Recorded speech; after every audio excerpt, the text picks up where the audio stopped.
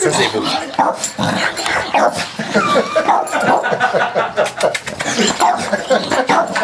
Elle veut jouer, là. Check ça, elle ballon.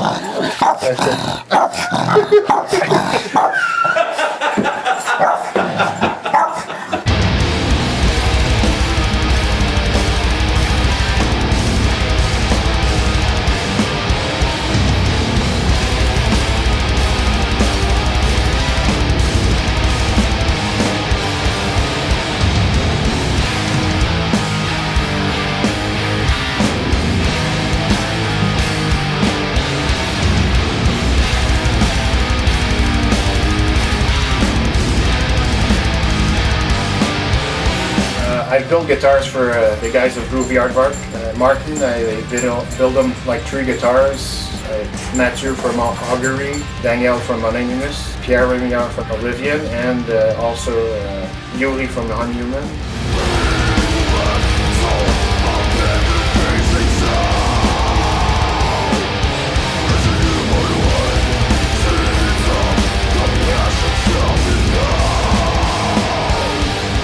We can look at what do we have here is the new style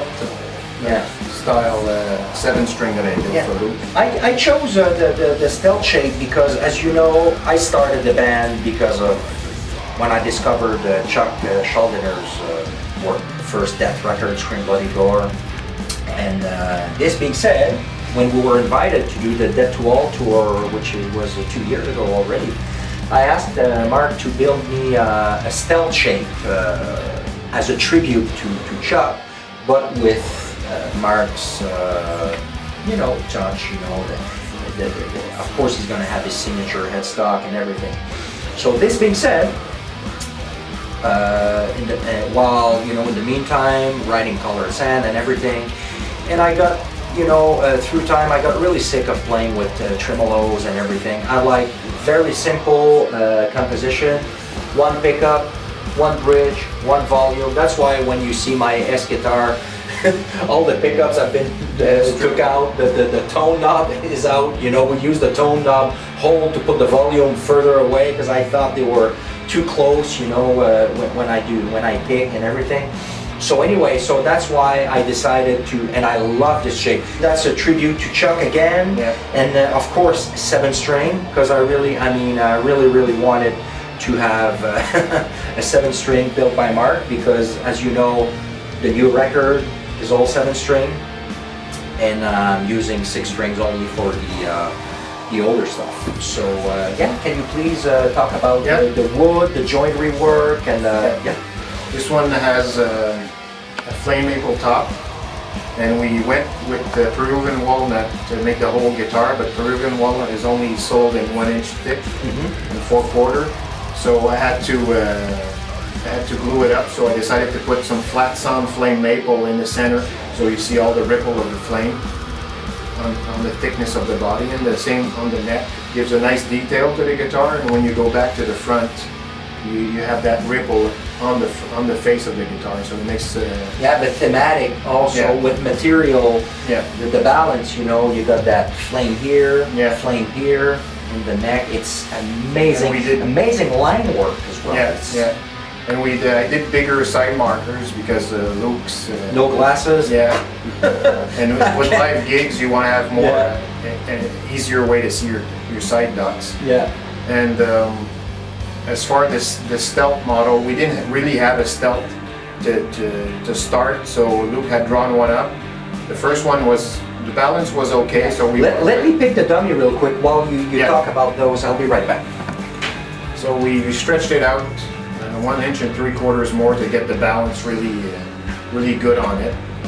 And because this is a very, very light guitar, Peruvian walnut is the lightest wood I've worked with, pretty much. That's a cool exercise that we did for that guitar because, since this shape, they tend to neck dive a lot. So that was really bothering us. So we said, hey, what about building a dummy, and finding, the balance spot and everything. So you can see here pencil marks when we were talking about the, the way those the bevels were going to be. that's where we decided, you know, for the bevel shape. And also, you see the marks here. So Marc he installed tuners on it to add the weight. And then you could see that here he tried a couple holes, you know, with a strap to see, because we really wanted the guitar to sit about here. So that's very nice, you know, to go as far in the detail as building a dummy guitar, to even try those, to find those equilibrium spots, so to speak, to put the strap, can we say that? So no, I'm really happy, you know, that we went this far, because imagine you get this beautiful work made, and at the end of the day you spend the show always trying to hold your guitar at the right spot, and the arms get tired and everything, and it's very uncomfortable. So I'm very grateful that we did that. And for me, having a guitar that's unbalanced, it drives me nuts. It's annoying. It's really annoying. You don't want to put a strain on your arm always when you're practicing or when you're doing live gigs. So it's really annoying. And, since we didn't have the real shape, but I know that they tend to neck dive a lot because the neck is stretched out a lot on that model. What is the scale of the original one? It's a 24.5 scale. Okay, and what about this one? This is 25.5. Like okay, and it's even it's longer. Yeah, this one's longer, so we had to. So we had to compromise, you know, to find the balance, because it would have died for sure. Yeah, you know, like the other one we did to the first stealth, and this one we, instead of putting the jack inside the wing, the upper wing here, we installed it in the back and recessed it. And it's not in the way, and you can play sitting down, and you won't have the cable being crushed here on your legs. And it even follows the shape, you know, and I don't know if you can see it closer, that was countersink here, like those back plates here. And can you tell us about those little,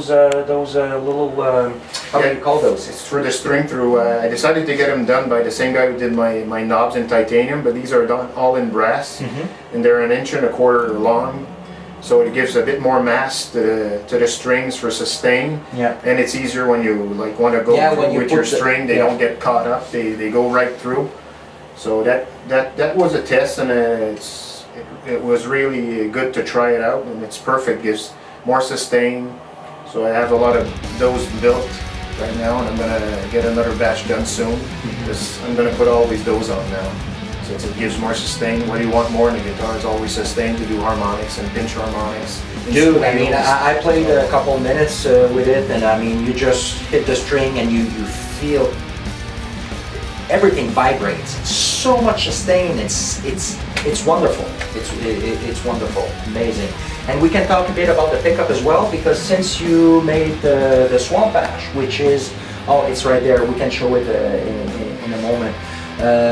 You're the one that introduced me to those pickups. Yeah, the bare knuckle. Bare knuckle. Yeah, and this is not ceramic. This one is a ceramic. Ceramic. Yeah, the aftermath are all ceramics. Okay. What is the difference? Because they have ceramic and Alnico. They have ceramics. It's a warmer tone with the Alnico, but when you're tuned down, like Luc is, you want a ceramic pickup for the tightness. I'm sorry about that. So this is the first one that Marc built with. That's a very simple one again, you know, single, humbucker. First time I got the Aftermath bare knuckle, which I totally love. So on the mahogany stealth shape one, that's what I have, but with a black cover. Yeah. And same thing on this one, but this one is cool. On the cover, I got the people at bare knuckle I sent them a Gorguts logo, and they machined the Gorguts logo very lightly on the we can show a closer shot on this one. And so this is that's the first 6-string with your Strat shape that you built for me. That was 3 years ago. I think it was 2011. Yeah, when you played the Heavy Montreal. Yeah. Love those bridge. This is a Schuldiner, is that right? Yeah. So best of both worlds. Fine tuners here. Steady bridge. Bolt on. Super simple. Very comfortable neck. Love it. So amazing shape. Love it. So yeah. Cool. gotta have them all now. Cool. Thank you. Thanks for sharing your building process and skills with us and the viewers. So My pleasure. Yeah, I've been wanting to show your work to our fan for a very long time. So thanks for having us. Thank you. Thank you. Can't wait to see Gorguts. Thank you.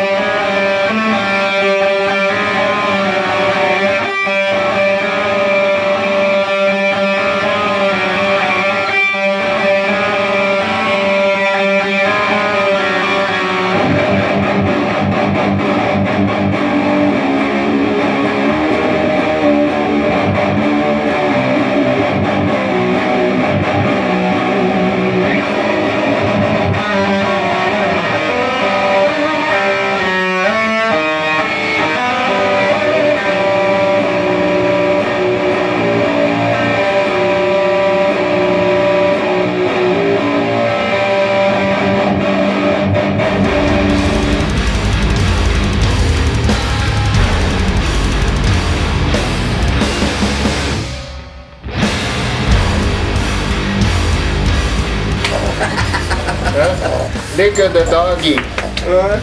It's my girlfriend's son's dog. It's a little bundle of energy. She loves people. She can't be away. She's my best. Yeah, little cutie. Luc loves the dog. He would adopt her.